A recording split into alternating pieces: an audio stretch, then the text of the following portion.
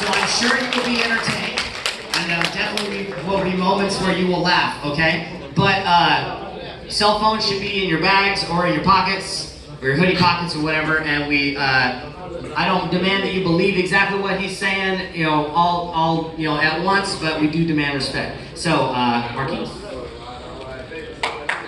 All right, that was a lot of pressure. He said y'all gonna laugh. I don't even know about that. Now I gotta tell a joke, right? No, I'm just playing. Hey guys, I am so excited about being here, and I really get excited about this because it's not often that I can come in and share the way that I do. I go in and I teach financial literacy to a lot of different schools, and I have to be creative in the way that I do that.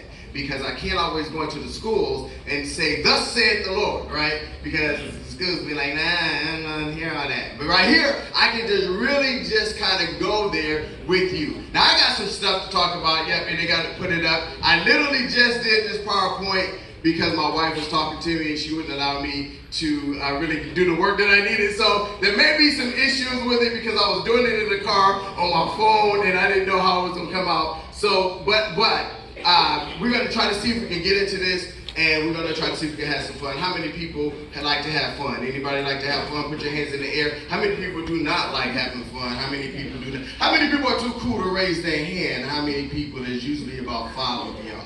All right. Now, here's the thing. Because I take this very seriously. And this is very important. I take this seriously because I believe that there is something about your generation, something about you guys that's unique and different than all the other generations that's been before us. I really do believe that. And I believe there's an attack on you guys greater than there's been an attack on generations before. I believe that. In fact, it's really mind-boggling how there are so many kids, young people, real young people, committing suicide at an age when you're supposed to be having fun and kicking in and just trying to learn life, right? All right? But the reason that is because the enemy, the devil, he knows something about you, right? How many people know that the devil comes to kill, steal, and destroy? How many people know that? Raise your hand if you know that. That's good, okay? So let me tell you something. You don't have to believe what I'm saying about this, but I'm going to tell you a truth. There is an enemy out there that's trying to stop you from being you. Somebody clap your hands on that right there. That was good. Stop clapping now just to make noise. All right, but it's very important to understand that. There is an enemy that is really working very difficult trying to stop you from being who you are. Because if you ever become who you are designed to be, watch out, world. Somebody look at your neighbor and say, watch out, world. Come on, no, for real. Be say, watch out, world. Then y'all gotta see, y'all gonna make me fight today. Okay, no problem. I'll take off the coat and we can go there. Because this is important. Because as you saw on the screen, what we want to deal with is something. I want to know who you are. I want to know who you are, and I'm doing that by trying to get you to understand the power of vision. How many people already know they have a vision for their life? Anybody know what their vision is? Anybody? You saying that. You saying that. You wonder, okay. We're going to see here in a second. But the fact of the matter is, what happens with you, watch this, is that you guys are young and you have all this and you're trying to figure this stuff out, and you are even now becoming frustrated with life. You're only in the 9th or 10th grade and you already frustrated with life. How are you frustrated and you don't even know who you are? Maybe that's it. Maybe your frustration is because you don't know who you are. In fact, most of us lack vision. See, when I go in and I teach financial literacy, one of the things that I do, especially when I get to go talk to people for one time, I talk about vision. Because vision is the most powerful thing in the whole world. In fact, some people look at it like it's the 8th wonder of the world. A vision is so powerful it'll tell you who your friends are. A vision will tell you when to wake up in the morning, when to go to bed at night. Watch it. A vision will tell you, who you can hang out with, who you gonna date. Dude come to you like, hey baby, what's your name is? Right? Watch this. If you don't have a vision for your life and you don't understand who you are, you will go for that foolishness. I'm just being honest. Alright? Oh, don't trip, because it ain't just the dudes. Hi, what's your name? You look so good.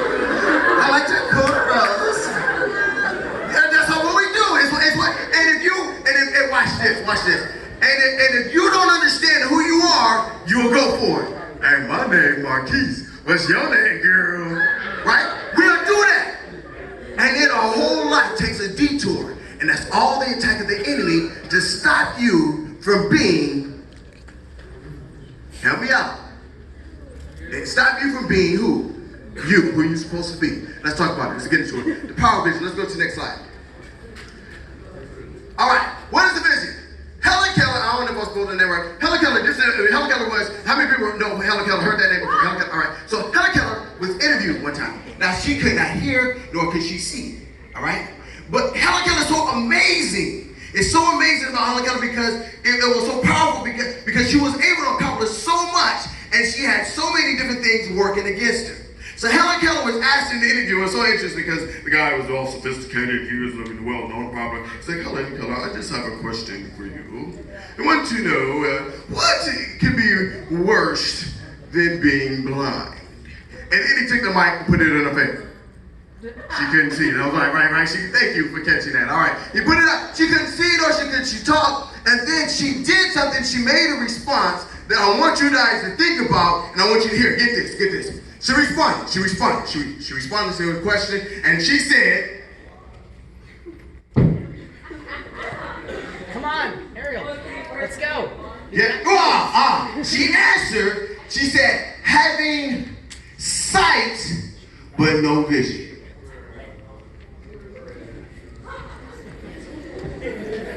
That went over your head, didn't it? I'll do it again. Having sight, but not having a vision. And that, ladies and gentlemen, stay with me. Y'all better get this, because listen, there's a lot of information that's going to go down, and it's going to fall, and I prayed for you already. So for those who have the ear to hear, let them hear what the Spirit of God has to say for you. And say to you, because if you get this, your life can be changed. You can find meaning, because this is so powerful. Having sight but no vision. What does that even mean? I can see, but I cannot see. I don't really know who I am. Very important, because that's the first thing we got to understand. All right, so let's try to understand what a vision is. All right, so looking at the next slide, I like to do this by giving a story. Has anybody ever been on a cruise before? How many people have been on a cruise? All right, so for those of you who live around water, you can relate to what I'm talking about all day long, all right? So this is a true story. A man and daughter went on the cruise for the first time, and if you ever did this, probably the same. They go to the edge of the deck, and they look, and everybody go, ooh, go to the next slide. It's like this. It's like, ooh, and they looking, and it's like a whole body of water, right? And all you're doing is you're just looking at water. Well, for us, especially if we live in Kansas, we don't get to see water like that. So it's like an amazing experience, right? Everybody else is like, if you're from the Bahamas, this is just you wake up and there it is, right? But for us, the first time you never done it before, it's like, ooh, But the little girl was so short, and the way it was back then, you couldn't see over the umbrella. So she was like, Daddy, I want to see. And he picked her up, put her on his shoulders. Now she was above everybody else. She did not fall. Okay, see, I already knew this. I already won. He held her tight. But she did not fall. He held her up. And the little girl said something so powerful but so cute. She said, Daddy, I can see further than my eyes can look. Look at the water. You know how you look and it goes on and on and on. She was trying to describe that experience. But in her definition, or her experience of trying to explain that, she gave the perfect definition for the word vision. Watch this. The ability to see far beyond what your natural eyes can see. See, wait a minute. Now this is important, because some of us don't know who we are, but we all were created with vision. I'm gonna come on down because you needed to hear that again. Some of us, we don't realize who we are. But guess what? We were all created with vision. We could not be here if it were not for a vision. They're gonna make me fight it. I'll try it again. You wouldn't even be here if you know what? Watch this. Let me show you something. Let me show you something. I'm gonna get into this in a second. I'm gonna show you something. How many people can sing? Anybody can sing? Anybody can sing? All right, put your hands up with that. How many people can play an instrument? How many people can play an instrument? All right, all right. How many people, watch this, how many people are really good at math? Really good at math. Okay. How many people hate math? Hate math with a passion. The rest of us. Okay. How many people can get up and speak in front of a whole bunch of people and won't blink an eye? How many people will probably die if you had to do that, if you would just die right in your spot? Right, watch this. So if you notice, I'm just kind of doing a couple of things. Everybody has different gifts and talents and abilities. Do you think that's by mistake? Who am I? What is my vision? Why am I here? Why am I the way that why do I look the way that I look? Why do I have this? This is very important because these are questions that if you want, you gotta ask yourself. And if you can answer these questions, your whole life is gonna change. Wake up. Knock him, hit him. You got to come on, y'all better get this. Your whole life can change if you can understand these principles. So watch this. I want to do this by, let's go to the next slide, and I'll break this down because I want to show you where I'm going. The ability to see past your current circumstance or situation and your normal circumstances to find your true you is the ability to see far beyond what your natural eyes can see. That's what I want you to go to the next slide because I want to do this by kind of illustrating this point. If I have an apple seed in my hand, what do I have the potential to have? Somebody raise your hand and tell me. Go ahead, you right there. An apple tree, everybody gets that. But let me ask you this. An apple tree, an apple seed by itself, does it even know who it is? What do you think?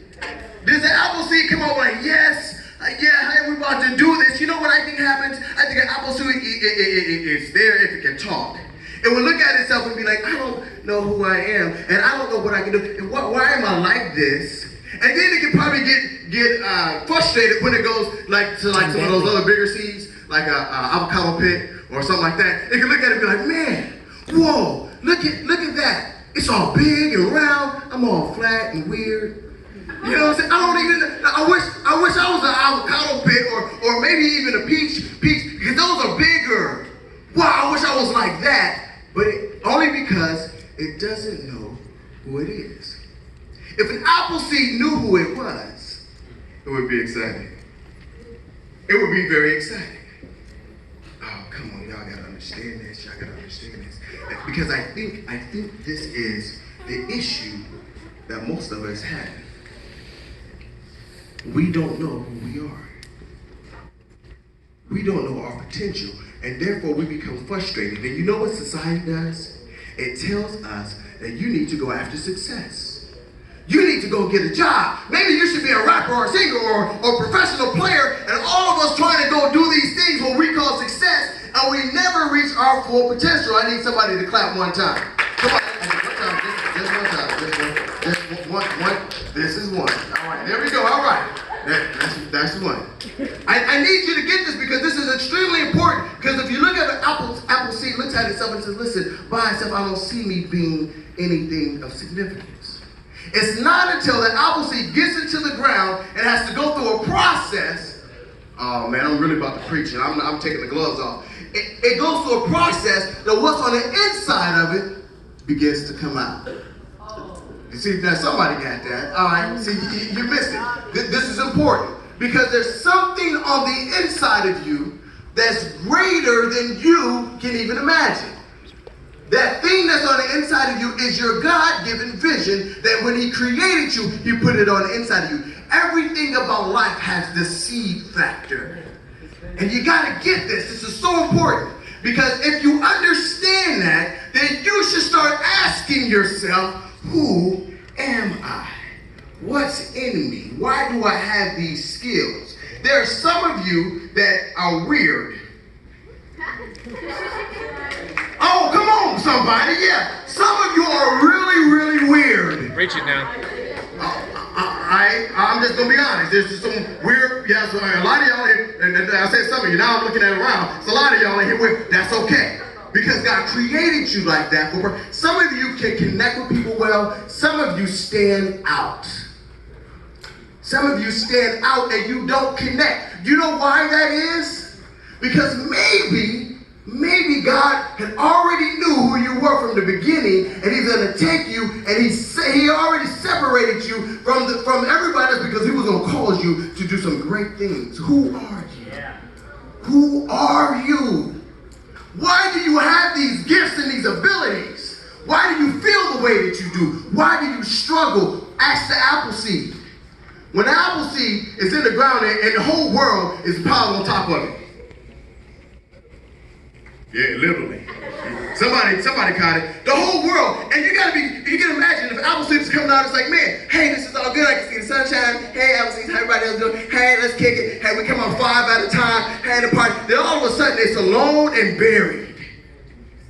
And then it gets all wet and nasty. And then the outside of it, where everything is shifted, it begins to kind of do some things, and then something begins to move on the inside.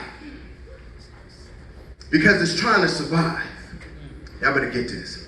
And then something begins to happen, and what's on the inside begins to stretch out, and it begins to go and is seeking something and is looking for something because it needs water, it needs something to survive. It's trying to survive. So the roots go down and it finds water, and then something else pops up.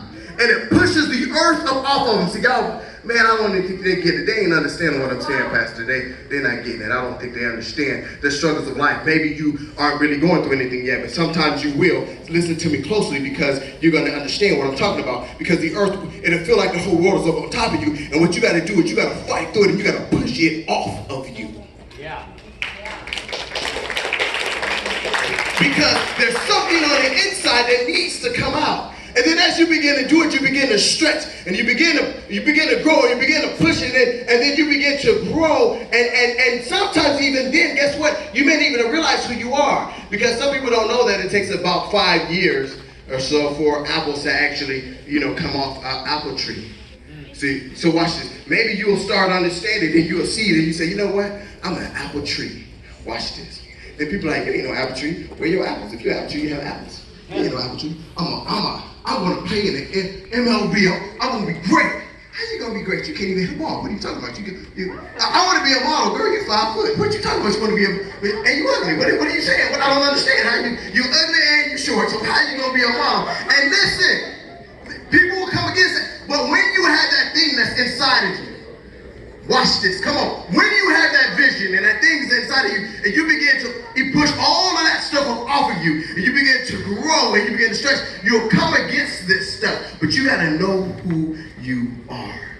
Who am I? What is my vision? Go ahead and go to the next slide, because the apple seed, as we know, becomes the apple tree. 1 seed equals 1 tree. Y'all get that, right? And that before long, the apple seed didn't know it really at the beginning until it had to go through some adversity and some challenges, and then it began to become into its full self, and then after that, it began to produce fruit. There's ways I could go around about this. I can tell you, listen to me, I can tell you that at the point where the apple seed was lonely and nobody would come to it and give it any type of respect, now you got people walking around it, pulling off of it, receiving nurture and life from it. Oh, see, maybe this is too deep for you. Maybe you just gonna sit there and you gonna just say, I don't know what he's talking about. He's talking about apples and seeds, and now I'm hungry and I'm missing. No, ladies and gentlemen, you are that apple seed that I'm talking about. When God created you, you came out looking like these babies that I see around here. Stay with me. I know you're tired. I know you're probably a little bored, but pay attention. Because this is important. You got to get this. You got to get this. When you were born, before you were born, God had a vision for you. He knew you before he even created you. Before the foundations of the earth, he knew your name. And he had a purpose for you. That is a truth that you have to understand. I'll say it again. No, I'm going to have you say it. Everybody say, I have a vision. Come on. A vision, speak, a vision is on the inside of me. All right. Now, what you got to do, tell your neighbor, like, you just got to find it, baby. So you tell them, you just got to find it. Come on, you got to find your vision. You got to know what your vision is. Watch this. When you find your vision, When you find your true purpose, your life is fulfilled. Because what happens is you are doing what you were created to do. You're going to find so much fulfillment. See, people are frustrated. I find people all the time who are irritated and frustrated, and they're depressed, and they got to go get all kind of support and help because, you know why? They don't know who they are. But once you know your vision, once you know your purpose, and you begin to pursue it, then life begins to feel wonderful. You get to do some awesome things. Don't mock me. You get to do some cool things. Life just works for you. And life can still come at you in different ways, but because you are walking in your divine purpose, you are fulfilled. Oh, watch this. When the tree is producing fruit, people are eating off of it. People begin to take care of it. They begin to do things. People begin to, if you want to look at it, if it could be its own person, they would even give money to it. Why? Because it's walking in its purpose. Don't get caught up on that. It's a tree. You can't take money. If you see in the commercial, if I had hands, never mind. You got to get this. Because here's the truth. Now let me go with this and then I'm almost done. The truth is, most of us, we don't know our vision. We don't know our purpose. We don't know who we are. And our whole goal is to try to find that. So why we come to school. We come to school to try to learn something so we can figure out, because we know we're going to have to get a job, and we go out there and try to get a job. But listen, you know what? I found out something. I'm going to give you a very important nugget that if you get this, it will change your life. I promise you it will. Because I found out that there's something unique about rich people. Can you keep it up there? Go ahead. Rich people have this in common. It's not money. It's not. They have vision. This is important. Rich people have vision. If you have a vision, something powerful happens. Here's the nugget I'm going to give you, and I want you, if you don't get anything else, you got to get this point that I'm going to give you right now. All right? Everybody say it with me. Everybody say money follows vision. Oh, man. That should change your life. Let me explain what that means. When you have a vision for your life, money begins to follow. It doesn't matter who you is. Now, unless y'all over there talking about what your vision is, and you share that with somebody else, then there should be no other talking. Because this is very important. If you get this, it can change everything. And if you don't have it, you begin to seek God and say, God, what is my vision? Because it's not yours and of your own. It was a vision that was given and placed inside of you. So when you begin to seek God, come on, listen, the creator of all, he is the one he begins to tell you who you are. Oh man, I wish I could get this. Because if you get that, everything else changes. I was out there, I was trying to do some different businesses and starting businesses and trying to do some things, and I was frustrated. I was working jobs, I would work hard, and then God showed me. He told me to go nurture my brother, and in the midst of that, I understood that to also do a program where I go into the schools and empower people. And I will be honest with you, many times I've been doing it for over 23 years, and many times I have not received significant finances that would make you feel like something about it. But because I know who I am, and because God has given me this vision, watch this, I get up every day, and I push it, and I work it. And because of that, it has taken me around the globe. And it allowed me to hang out and speak to a whole bunch of people that would have otherwise have done, because now I have this vision. That's just me. There's a whole lot of people. I'll talk about, like you've heard Martin Luther King and Abraham Lincoln could be some really good examples. Martin Luther King's easy because his whole thing said, I have a dream. Stay with me, watch this. Come on. Let me do this. Let me do this. Because some of you guys can relate, but I'll come back up here and I'll say it. If somebody were to take a rock and throw it at me, I'm about to get violent. Right? I'm going to tell you what'll really mess me up. If I'm doing something for the good of people, right? And somebody put a bomb on my house and blow up some stuff, and my wife and my kids are there, I'm about to get real violent. I'm about to hurt some people. It's about to get real ugly. That's the reason why God did not call me to be Martin Luther King. Are you hearing me? Right? Because when Martin Luther King was trying to do the things that he was doing, he came up against a lot of opposition. There was a lot of things. But because he was able to be who he was and do what he did, he changed the United States. Listen. Abraham Lincoln went through some things, and they didn't even like him on so many different levels. And he tried some things, and he failed a whole bunch of times. Anybody know how many times Abraham Lincoln failed in different businesses? Anybody know? 1 time, 2 times, real quick, 3 times? How many? 4 times? Right. He fell over and over and over again. After 5 times, I would have said, I'm good. This is not what God is wanting me to do. Right? God is obviously telling me to do something different. It was after the 6th time he failed, the 7th time he became the president. What if he would have quit?